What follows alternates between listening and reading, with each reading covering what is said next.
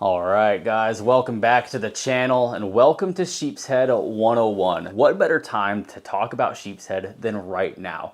As we're going towards the end of October, we're going into that fall season. Those water temperatures are really starting to cool down. And right now and over the next month, tons and tons of sheepshead are going to be migrating into our bays here in this area of the northern Gulf Coast. And this is a time of year that it is a ton of fun to get out there and inshore fish in this area. One of my favorite times of year. And I know a lot of you guys are going to be going out there looking to target these fish yourself, and you're going to need to know how to do it. And that is the goal of this video series, to get you prepared and teach you everything that you need to know to go out there and be more successful at targeting sheepshead. Every episode of this series, we're going to cover a different aspect of sheepshead fishing. So for example, this first episode, we're going to cover all of the tackle that you're going to need. And then in following episodes, we're going to cover everything from where you should be targeting these fish, the best time of year, how these fish are eating out there in their natural environment, so you can learn how to best present your bait to mimic those natural baits. All of that stuff that's going to make you a better sheepshead angler and put you on more fish more of the time. But let's go ahead and get into the topic of this first episode, all of the tackle that you're going to need for sheepshead fishing. Specifically, we'll be discussing all of the rigs that I use when I'm out sheepshead fishing and have found to be the most successful in this area. And then I'm going to take it a step even further, and I'm going to show you guys in which scenarios you're going to want to use a specific rig, because all of these rigs that I'm going to show you don't work for all scenarios. And a lot of times you're going to need to fine tune what you're doing for a given weather situation that you're fishing in, or a certain depth, or maybe the fish are being a little bit more finicky that day, and this particular rig isn't going to work as well as this one will. And we're going to go through all of that stuff. That way you guys have a true understanding of, in which scenarios you're going to need to do what in order to go out there on your own and be successful at targeting these fish. So first things first, guys, the bread and butter rig that you're going to see me using most often, I'd say like 75% of the time, this is what I'm using, is your sheepshead jig.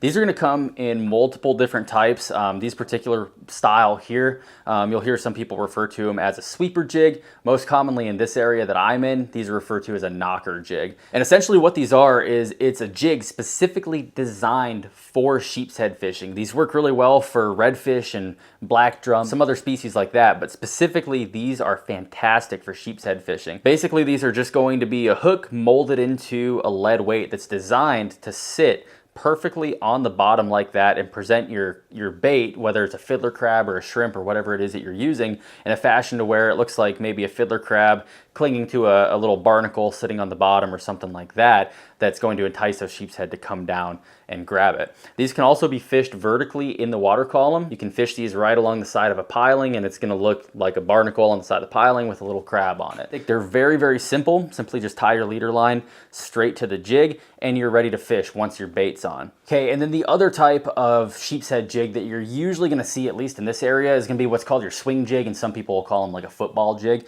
And those are actually going to be a segmented style jig where the weight and the hook are two separate pieces joined together, so that hook actually will freely be able to swing on that weight. I tend to prefer this knocker style jig, which is why I don't even actually have any swing jigs to show you guys currently.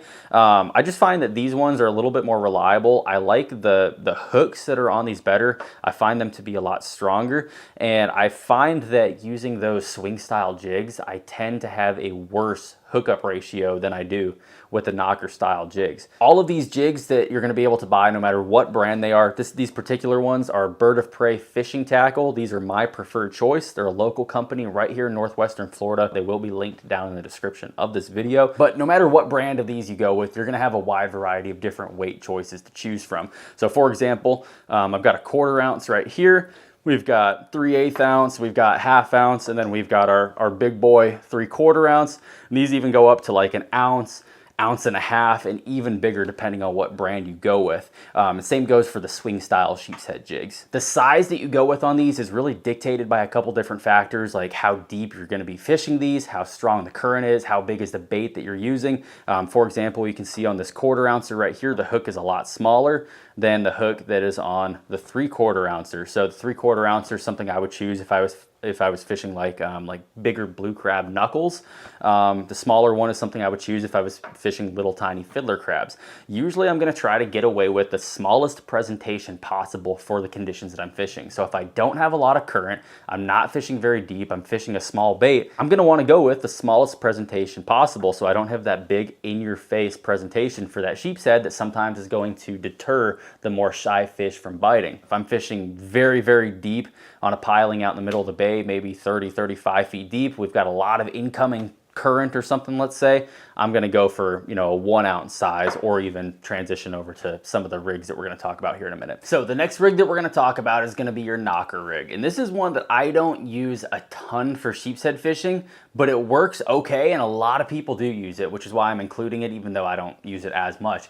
A knocker rig essentially is a very simple sliding weight rig where you have a sliding egg sinker on your leader line that slides down and sits directly over where your hook is at. The presentation on these is going to be very similar to that of the swing jig style sheepshead jig, where you've got that weight sitting right on top of the hook. The reason I choose not to use these as much is just, it's a presentation thing. It's fine if you're using small weights, but once you start getting into those heavier weights and they get bigger and bigger, eventually you're going to reach a point where you have this giant weight sitting on top of your bait, and then you're going to start having fish going, okay, that looks kind of suspicious, I'm not going to eat that. So that's why I choose to go with other options over that particular one, but it is one that works, especially if you're using those smaller size weights. Now, it does have its advantage over some other rigs that I see people using. We'll take a Carolina rig for an example. A Carolina rig is going to have a long leader with the weight above it and your bait at the end of it, and what typically will happen with that is you're going to end up with some slack in your leader, whereas with a knocker rig with that weight being directly over your bait, you're not going to get any leader slack, and you're going to feel those bites a lot easier, especially if you're using heavier line, or maybe you're using a rod that's not as sensitive or something. Doing that knocker rig is going to give you a lot more feeling than you would using some of those other rigs out there like a Carolina rig. But let's move on to the next one, and this is another one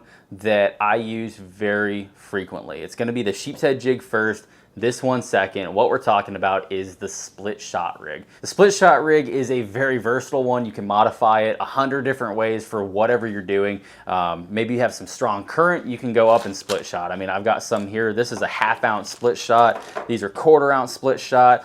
I've got some small little number 5 split shots. I've got a number 7 split shot. My sheepshead box, half of it is weight and half of it is hooks and jigs. That's really about it. I've got different size weights for every scenario, especially with the split shot rig. The way a split shot rig works is essentially you're just gonna have your leader line coming down to your hook where your bait is, and then any distance that you choose above that, you're gonna crimp on a split shot, and that's it. You can even put a couple split shot on there, or you can just size up and do one big old Mongo split shot like I got here. Okay, and then the next option, probably the third in line that you guys will see me use most frequently, is going to be what's called a dropper rig. And your dropper rig essentially is a setup where you have your leader, you have weight at the bottom, and then you have a loop in the middle, and that loop is where your hook is going to be attached. The advantage of this is you can put whatever size weight you want on there, and it's going to be separated a good distance, however much you choose, from where your bait is at. So you could put a 4 or a 5 or even a 6 ounce pyramid sinker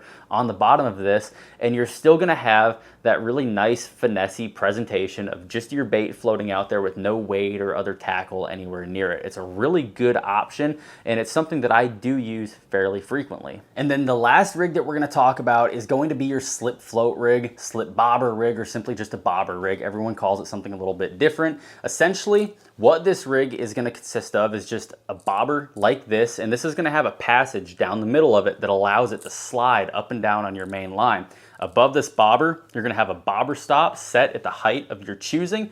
Below it, you're gonna have a swivel or a knot with a bead to stop that bobber from slipping over onto your leader. You're gonna have a leader. Somewhere in there, you're probably gonna need a little bit of weight. Typically, I'll choose to use a split shot or even a really small sliding sinker like this one right here. This is a 1/4 ounce size. And then all the way at the bottom of that leader, you're gonna have just that bare hook that you can put your bait on. This is another one of those rigs that's extremely versatile. It's a little bit more complex than the rest of them, which is why you don't see me using it as much. But the versatility is a reason that I do choose to use this in certain circumstances. Having that bobber stop up above that bobber allows you to set the specific depth that that bait is going to be allowed to be fished at, suspended in the water column. And what that means is you can choose to have your bait suspended just above the bottom, or you can choose to suspend it midway in the water column or right under the surface, or whatever you want for the specific conditions that you're fishing. And that makes this a really cool option. Now, the last 4 rigs that we talked about, your slip float rig, your knocker rig, your dropper rig, and your split shot rig, you'll notice that there's a component that I didn't touch on, and that's hooks. The reason I didn't touch on hooks on any of those is because I'm going to combine all 4 of them into the same category and just talk about hooks collectively, because my hook choice is pretty much going to be the same no matter which rig I'm using. When I'm sheepshead fishing, I'm almost always going to be using either 2-aught or a size number 2. Yes, those are 2 different sizes. Those are the 2 sizes I'm going to be using, and it's always going to be a J hook in my case. Some people do use circle hooks for sheepshead. This past season, I actually experimented with it quite a bit, and I did have decent success using circle hooks. A lot of people will tell you that you can't because sheepshead have such tough mouths that circle hook doesn't really have a way to set properly in the corner because they have all those teeth there that just kind of kicks it out when you try to set the hook. The reason that the J hooks work so well is because when you feel that sheepshead nibbling, you can set the hook, and that wide open gap of the J hook is going to allow you to propel that barb straight into the top of the fish's mouth between those teeth and get the good hook set. But experimenting with those circle hooks, I did find that you can in fact use circle hooks. They work best on a very light split shot rig, and you want to do something really small if you're going to do it. I think most of the time I was using 2-aught size circle hooks, and I even went down to a 1-aught, and they worked fairly well, but the hookup ratio isn't nearly as good as it is on the J hooks. But yeah, across all 4 of those rigs that we just discussed, I'm almost always going to be using either a size 2 or a 2-aught J hook, and which one of those really just depends on the situation that we're in and if those fish are being picky or not. If we're finding that the fish are being a lot more picky, I'm going to opt for the smaller one to have a little bit more of a finesse presentation. If they're fired up and they really don't care, I'm going to go for the bigger one, because I find with the bigger hook with that wider gap, you're going to have a better hookup ratio than you are with the smaller size hook, at least in my experience. In terms of hook brand, I almost always fish the Mustad Ultra Point J hooks. I fish their circle hooks as well. I pretty much always just use Mustad Ultra Point. The reason that I like those is because you can get them in the original, or you can get them in the strengthened 2 times or 4 times extra strength, which works really well. It's going to increase the wire thickness and make them stronger depending on which one you get. So if we're finding like really large sheepshead, or maybe we're getting into black drum or red drum or something while we're out there sheepshead fishing, I'm going to opt for the stronger hooks. But if we're having sheepshead that are a little bit more shy, maybe they're seeing that thicker wire, that's when I'll opt for the original Mustad Ultra Points that just have the regular thickness wire to increase the number of bites that we're getting from those shy fish. So it really just depends on situation with those. So like I said at the beginning of the video, the rig that you guys are most commonly going to see me using in my videos is going to be the sheepshead jig. I like these a lot. They're simple, they're strong, they're effective, and they work in like 75% of the scenarios that I typically sheepshead fish in here in this area. So when would I opt to use a sheepshead jig over some of these other rigs? First example, if we're fishing deep structure. So let's say we're out in the bay fishing 3 Mile Bridge and 30 feet of water. I'm going to want to go with the sheepshead jig most likely. The size that I choose really depends on the depth that I'm fishing at and the current situation. So if I have low current and I'm fishing at like 15 or 20 feet, I'm going to go for that 1/4 ounce. Again, I want to go with the smallest size that I can get away with to have the best presentation possible for those fish. But let's say the current picks up and I want to move out to the middle of the bridge that's 30 feet deep. I'm going to size up to a 1/2 ounce or a 3/4 ounce or a 1 ounce. It really just depends on the particular situation. But the point is you're always going to want to size your jig to the specific conditions that you're going to be fishing in. But what if the current gets so strong and we're fishing in deep enough water that even the 1 ounce size or that 1.5 ounce size just isn't staying down and it's drifting away from that piling and away from those sheepshead? So that is when I'm gonna start switching things up. And typically in that scenario, I'm gonna go heavier and I'm gonna go to a dropper rig. The beauty of the dropper rig, like we discussed a few minutes ago, is that you can separate your weight from where your bait is depending on how long you make that leader line. So I can have my bait up here just free floating, doing its thing with no tackle around it. Presentation looks fantastic. And I can have a 6-ounce pyramid sinker or a bank sinker all the way down there at the bottom, holding that thing down in the current, and it's not going anywhere. It's gonna stick right where I drop it, right next to that piling where all those sheepshead are swimming around. So that is an example of when I would upscale to that dropper rig, because then I can put heavier and heavier weights on. Now, another example that the dropper rig works perfectly for is if you are land-based sheepshead fishing and you want to cast to a piling that's over there, you're not going to be able to use a 1-ounce sheepshead jig because you're going to cast to it and that jig is going to drift back towards you or drift with the current or do whatever it's going to do. So instead, you're going to want to use a dropper rig, put a good amount of weight on that pyramid sinker, and then you can cast it out to that structure.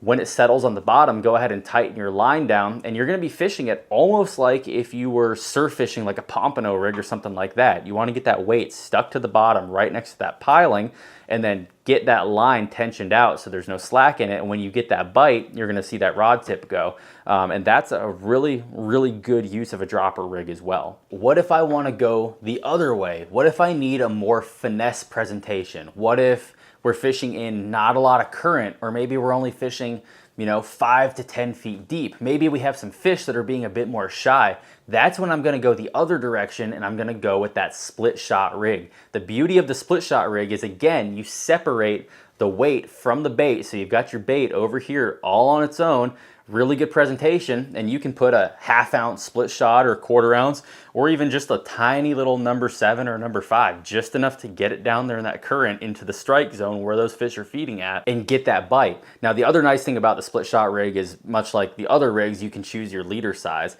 So typically when I'm doing a split shot rig, the point of that in the first place is gonna be finesse. So I'm gonna do a 10-pound or a 12-pound or a 15-pound fluorocarbon leader, as light as I can get away with. Now, it is important to note, we're going to talk about this in a minute, as you get into those lighter leaders, your abrasion resistance and your breaking strength are going to be worse than they are with a stronger leader. But sometimes if you're fishing in super clean water and you have really shy fish, or you're fishing in only a couple feet and it's, you don't need a dropper rig or all the weight of a sheepshead jig, that's when that split shot rig is going to be very, very useful. And I actually ended up using the split shot rig a ton this past season. And I think I probably used it more than sheepshead jigs. This past season was kind of weird.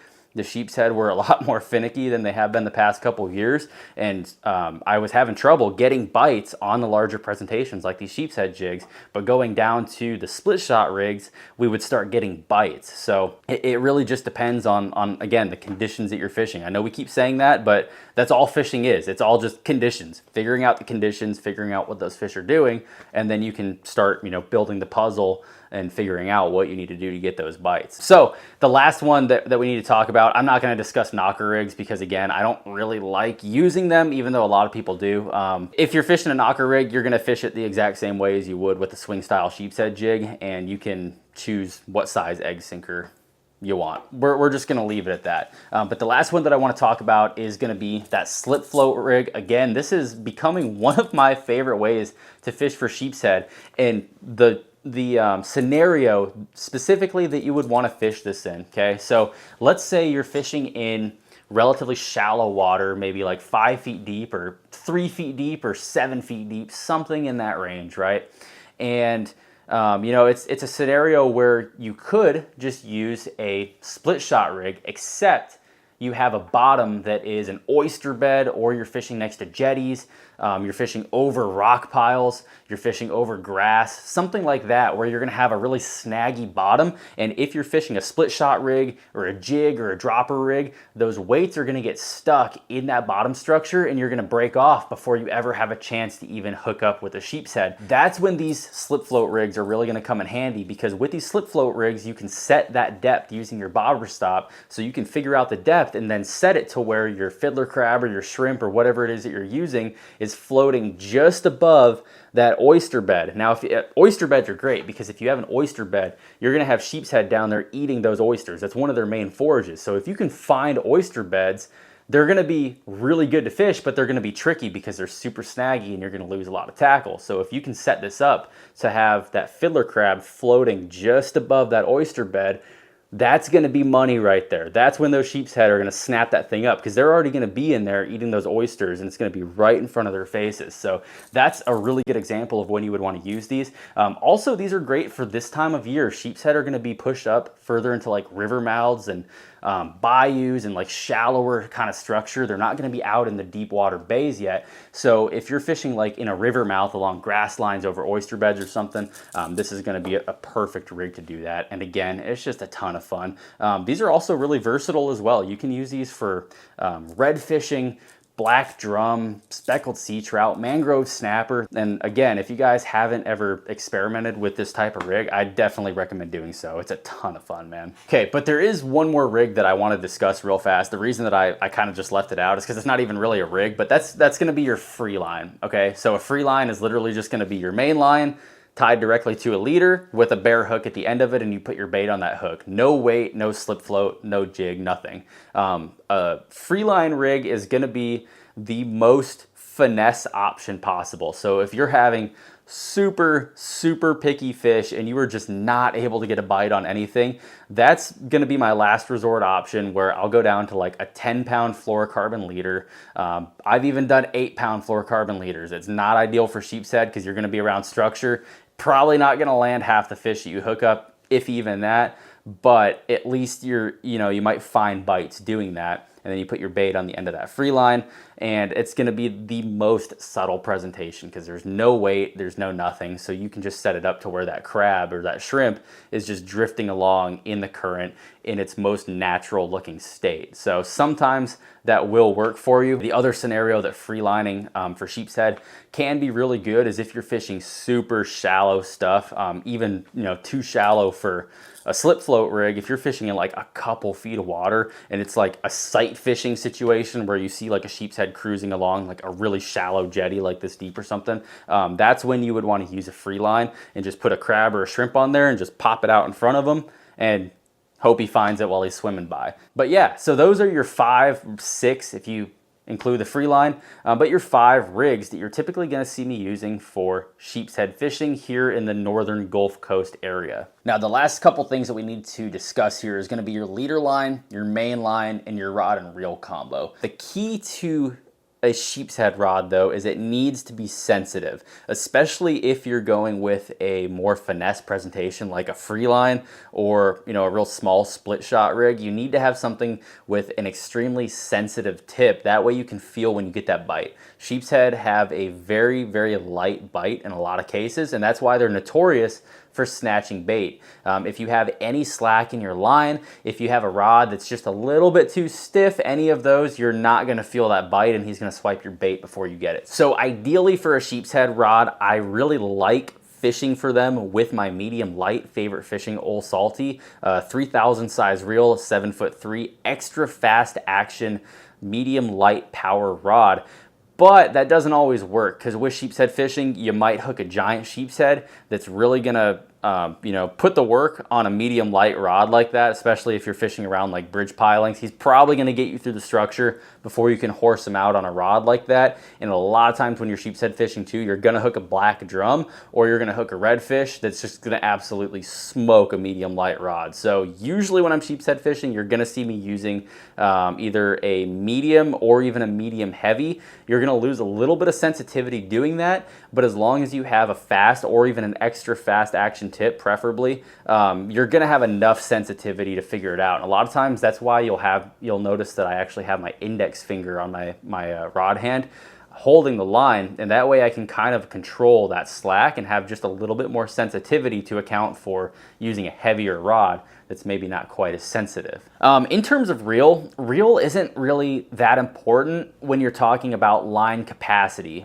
With sheepshead fishing, you're almost always going to be fishing around some type of heavy structure, which is why you'll often see me with my drag cranked all the way down. I'm not letting that fish take any line out. So in reality, I could have like 100 feet of line on my reel, and it would be just fine for most sheepshead fishing that I do. My reels are gonna be either a 3,000 or a 4,000 size reel, but in reality, you could probably use a 2,500 or even a 2,000 size reel, because again, you don't need a lot of line capacity, and these aren't really big fish, so you don't need a lot of drag pressure either. Okay, and then when it comes to line, typically I'm gonna use a braided line over a monofilament. In terms of size for my braid, usually I'm going to go with either a 15 or a 20 pounds. Sometimes I'll go with 10, 15 and 20 in terms of presentation, like line diameter. They're not enough different for me to really care about, oh, I need to go with 15 because it looks better in the water. I like going with 20 because you're gonna have that increased abrasion resistance, and then obviously,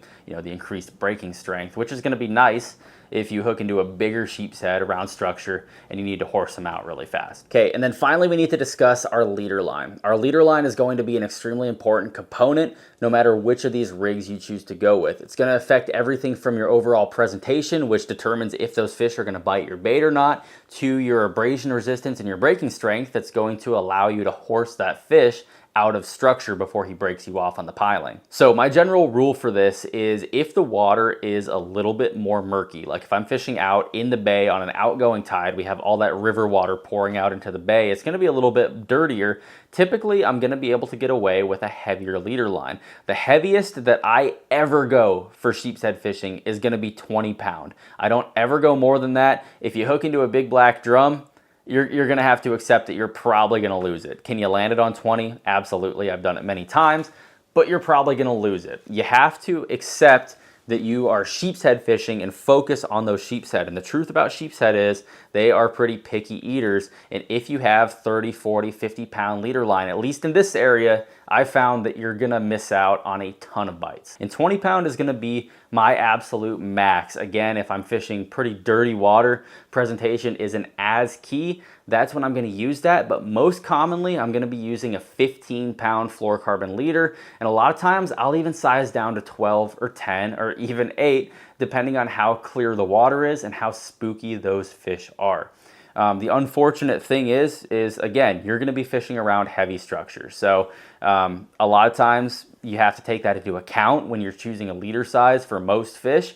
But for sheepshead, they're so picky that you kind of just have to accept that a lot of the fish that you end up hooking are going to get you into the structure and break you off before you have a chance to get them out. So in terms of brand, I almost always use Yozuri Hybrid. This is a fluorocarbon nylon hybrid leader line. This stuff works really good. If I'm not using the Yozuri Hybrid, you're going to see me using Seagar. Typically, I'll use the label that's the, it's like a teal color. I forget which one they call that. You can also get the Seagar Gold label, and the Gold label is going to be a little bit more expensive, but for the same pound line, you're going to get a much smaller diameter. So you can get a 20 pound in the same diameter that maybe you would get Yozuri Hybrid in a 15 pound. So really good stuff, but you're gonna pay for it. But those really are the only options that I use when I'm sheepshead fishing. And then finally, I am gonna throw in one honorable mention rig that I have been asked about a lot by a lot of you guys over the years, and that is the Carolina rig. The Carolina rig is a very versatile rig. I use it all the time for a ton of different kinds of fishing. Sheepshead fishing is not one of them, and I'm gonna tell you why. So with the Carolina rig, the way that it's set up is you're gonna have your sliding egg sinker up above your leader connection knot. For sheepshead fishing, they're pretty picky, so you're gonna have a nice long leader below that, and then you're gonna have your bait on a hook all the way at the end of that. So with that nice long leader, what's gonna happen is when that weight settles down on the bottom, you're gonna end up with a lot of slack in that leader line. And sheepshead have such a gentle bite that they're gonna come in and they're gonna snatch that bait off, and because you have that slack in your leader, you're gonna have no idea that it even happened. So that's why I typically opt not to use or recommend to people the Carolina rig for sheepshead fishing specifically. But if you're gonna do it, you have to size it down. You have to use a small weight, light line, as short of a leader as you can possibly get away with and still get bites. A really sensitive rod. The point is if you're gonna do it, you have to size it down enough to where you're still able to feel the bite even with that slack in the line. But overall, it's just a pain in the butt to use those Carolina rigs for sheepshead fishing, and you're gonna lose a lot more bites than you're gonna get using these other rigs, in my opinion. But yeah, guys, so that is sheepshead tackle in a nutshell.